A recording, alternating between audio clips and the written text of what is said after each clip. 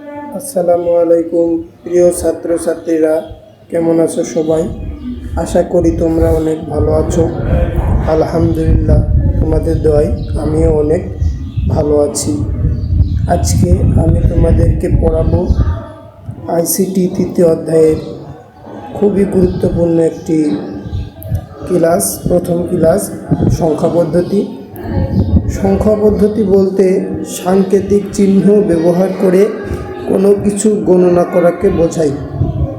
সাংকেতিক চিহ্ন ব্যবহার করে কোনো কিছু গণনা করার পদ্ধতিকে সংখ্যা পদ্ধতি বলে। সংখ্যা পদ্ধতি দুই প্রকার: পজিশনাল সংখ্যা পদ্ধতি, নন পজিশনাল সংখ্যা পদ্ধতি। পজিশনাল সংখ্যা পদ্ধতি বলতে যে সকল সংখ্যা পদ্ধতির স্থানীয় মান আছে তাকে পজিশনাল সংখ্যা পদ্ধতি বলে, আর যে সকল সংখ্যা পদ্ধতির কোনো স্থানীয় মান নেই তাকে নন পজিশনাল সংখ্যা পদ্ধতি বলে। তাহলে কি বোঝা গেল? সাংকেতিক চিহ্ন ব্যবহার করে কোনো কিছু গণনা করাকে সংখ্যা পদ্ধতি বলে। পজিশনাল সংখ্যা পদ্ধতি চার প্রকার: দশমিক, বাইনারি, অক্টাল, হেক্সাডেসিমাল। দশমিক, বাইনারি, অক্টাল, হেক্সাডেসিমাল। দশমিক সংখ্যা পদ্ধতিগুলো হচ্ছে 10টি, এর ভিত্তি 10, 0 থেকে শুরু করে 9 পর্যন্ত। বাইনারি সংখ্যা পদ্ধতির ভিত্তি 2, এর মোট সংখ্যা 2টি, 0 আর 1।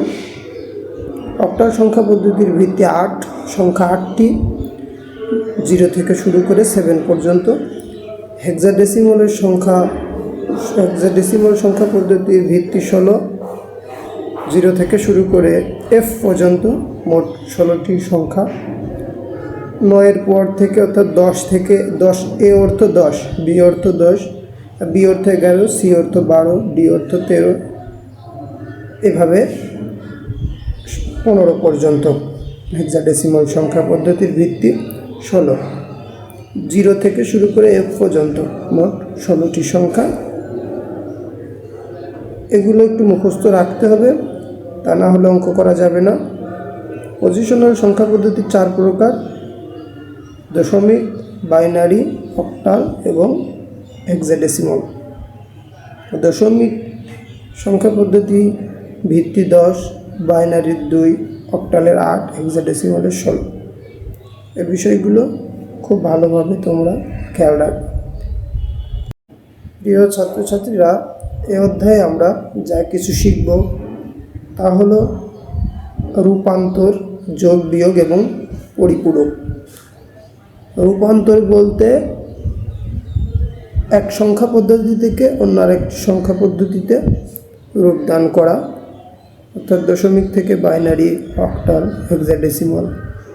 আবার হেক্সাডেসিমাল থেকে দশমিক, এরপরে অক্টাল থেকে দশমিক, বাইনারি থেকে দশমিক, এরকম বিষয়টা রূপান্তর।